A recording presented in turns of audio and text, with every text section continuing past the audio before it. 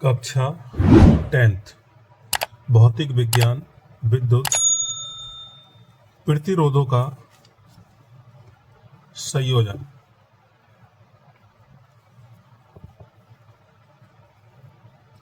प्रतिरोधों का संयोजन दो प्रकार का होता है। श्रेणी क्रम संयोजन। श्रेणी क्रम संयोजन को पहले हम समझेंगे कि श्रेणी क्रम क्या है। अगर हमारे पास तीन प्रतिरोध, पहला R1, दूसरा R2 और तीसरा R3, तीन प्रतिरोध हैं। अगर हमें श्रेणी क्रम में जोड़ना है तो प्रत्येक प्रतिरोध के दो टर्मिनल हैं, सिरे। पहले वाले प्रतिरोध के दूसरे सिरे से दूसरे वाले के पहले सिरे को जोड़ते हैं। अर्थात ये पहला वाला है, उसका दूसरा सिरा है, और ये दूसरा वाला प्रतिरोध है, इसका पहला सिरा है। तो ये आपस में जुड़े हैं। ये पहला सिरा हो गया, ये दूसरा, ये पहला, ये दूसरा, और ये पहला, और ये दूसरा। अगर पहले वाले का दूसरा सिरा और दूसरे वाले का पहला सिरा आपस में जुड़ते हैं तो ये बनता है, ये दूसरा सिरा है और ये पहला सिरा है। अगर आपस में जुड़ते हैं तो ऐसे क्रम को हम क्या कहते हैं? श्रेणी क्रम कहते हैं। अर्थात श्रेणी क्रम संयोजन कहा जाता है। ऐसे ही दूसरे वाले का दूसरा सिरा और तीसरे वाले का ये पहला सिरा है। ठीक है, तो ये हो गया हमारे पास R1, ये R2 और ये R3 हो गया। इसको जो दो सिरे बचे हैं, पहले वाले का पहला और तीसरे वाले का लास्ट वाला, इसको हम एक बैटरी से कनेक्ट कर देते हैं। बैटरी के दो, एक छोटी रेखा खींची गई है और एक बड़ी रेखा खींची गई है। तो जो बड़ी वाली होती है इसको पॉजिटिव और जो छोटी वाली होती है नेगेटिव। अब इसको बड़ी क्यों बनाया गया, इसको छोटी क्यों बनाया गया? क्योंकि बड़ी वाली प्लेट पर विभव अधिक होता है और नेगेटिव वाली पर कम होता है, तो हाई पोटेंशियल से कम की ओर चलता है। जैसे द्रव का ढलान ऊंचाई से नीचाई की ओर जाता है, ऐसे ही यहाँ हाई वोल्टेज से निम्न वोल्टेज की ओर करंट प्रवाहित होता है। तो हम कह सकते हैं कि इस पॉजिटिव सिरे से आपका करंट बाहर निकलेगा, वो है I। वो यहाँ से होते हुए यहाँ तक जाएगा और हम देखते हैं कि इस करंट को जाने के लिए केवल एक ही मार्ग है और करंट पूरे परिपथ में इक्वल रहने वाला है, इसमें कोई परिवर्तन नहीं होगा। परंतु धारा तो समान रहेगी पूरे परिपथ में, परंतु इनका जो विभव होगा वो बदल जाएगा। पहले रेजिस्टेंस का जो विभव है वो V1 होगा और दूसरे का V2 हो जाएगा और तीसरे का V3 हो जाएगा। तो ये रेजिस्टेंस तो अलग अलग हैं, विभव भी क्या हो जाएंगे, उनके अलग अलग हो जाएंगे, परंतु धारा क्या रहेगी? समान रहेगी। तो हम कह सकते हैं, माना तीन प्रतिरोध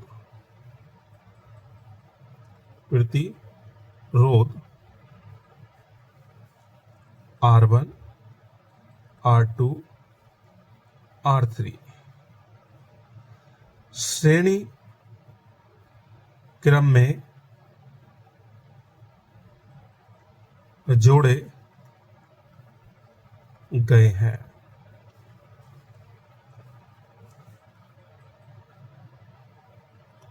प्रत्येक का विभव अलग अलग है, परंतु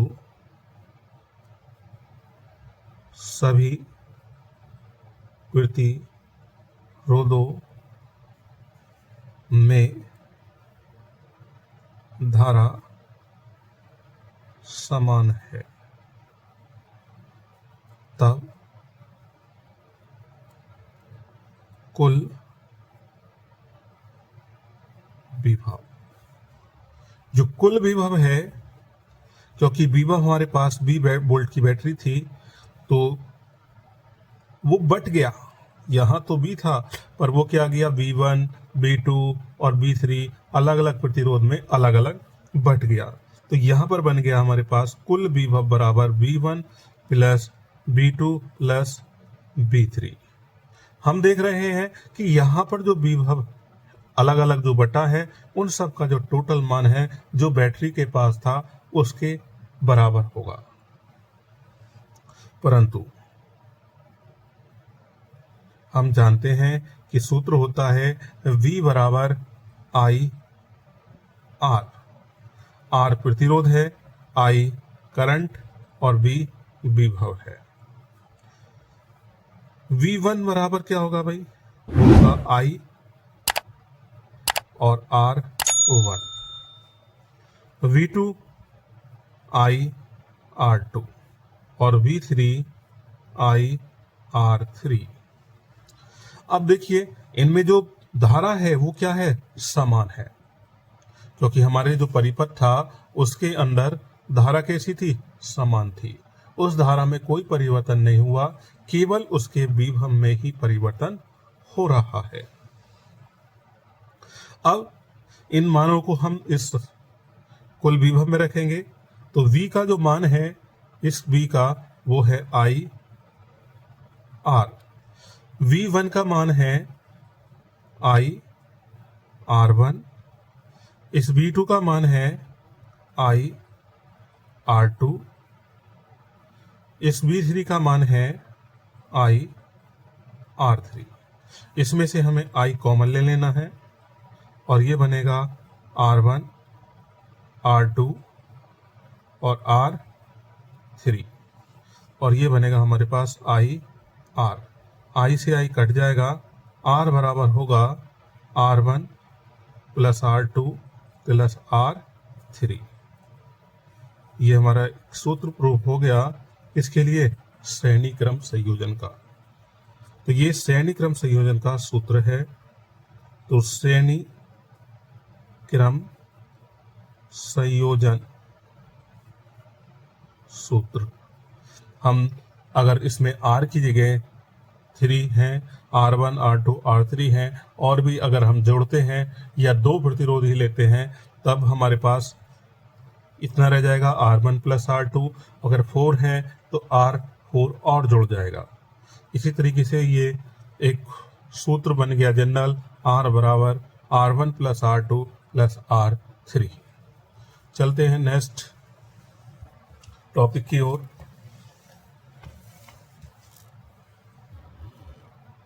समांतर क्रम संयोजन। इसमें भी हम क्या करते हैं, 3 प्रतिरोधों को लेते हैं। ये है R1, ये है R2 और ये है R3। ये इसका पहला सिरा है, ये दूसरा सिरा है, ये पहला, ये दूसरा, ये पहला और ये दूसरा। प्रत्येक प्रतिरोधों के जो सिरे हैं पहले, उनको एक ही बिंदु से जोड़ देते हैं। क्या कर देते हैं, एक ही बिंदु से जोड़ देते हैं। कौन से वालों को, जो पहले वाले हैं। तो हम क्या करते हैं कि इस रेजिस्टेंस का जो पहला सिरा है हमने इससे कनेक्ट कर दिया और ये बन गया हमारे पास 1 पहले रेजिस्टेंस का। ऐसे ही दूसरे रेजिस्टेंस से यहाँ पर हम कनेक्ट कर देंगे, ये दूसरा सिरा है इसका। ऐसे ही अगर ये R1 हो गया, ये R2 का पहला सिरा, और ये है R2 का दूसरा सिरा, और इसी तरीके से ये है R3 का दूसरा सिरा, और ये पहला सिरा।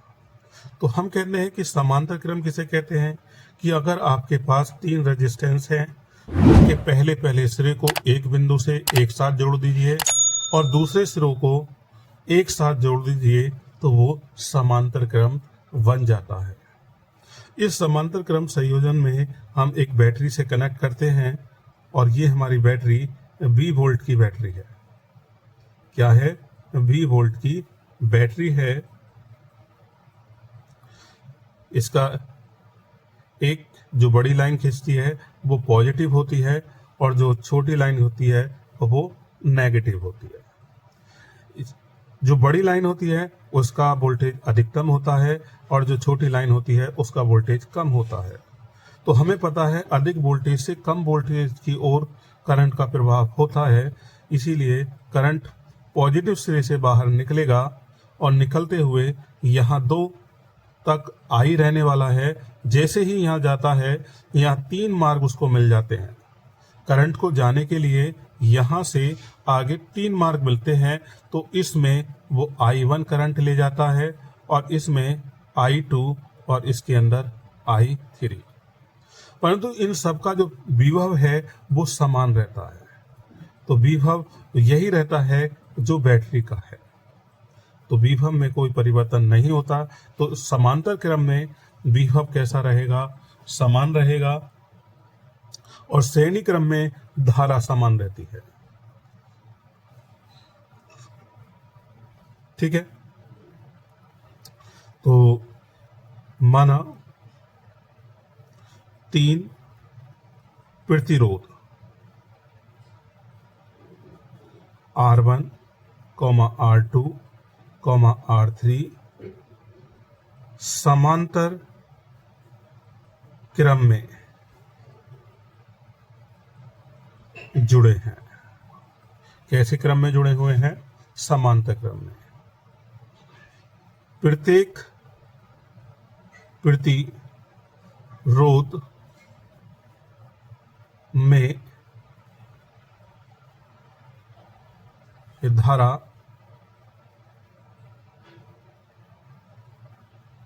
अलग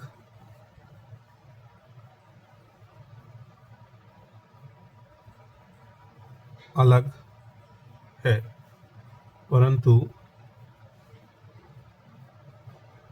विभव समान है। यहां पर विभव क्या है? समान है। तब कुल धारा I बराबर I1 plus I2 plus I3। परंतु हम जानते हैं कि I बराबर होता है V/R। I1 बराबर V/R1, I2 बराबर V/R2, और I3 बराबर V/R3। ये मान इसके अंदर रखेंगे तो ये बनेगा V/R बराबर V/R1, V/R2 और V/R3। V कॉमन निकाल लीजिए। 1/R1, 1/R2, 1/R3, और ये जाएगा V/R। V से V कट जाएगा, फॉर्मूला बनेगा 1/R बराबर 1/R1, 1/R2 और 1/R3। तो ये एक समांतर क्रम संयोजन की एक श्रेणी प्राप्त होती है। तो 1/r equal to 1/r1 plus 1/r2 plus 1/r3। अब हमें याद रखना है श्रेणी क्रम में धारा समान, नोट श्रेणी क्रम में धारा समान, विभव अलग अलग, ये दोनों याद रखना है। और समांतर क्रम में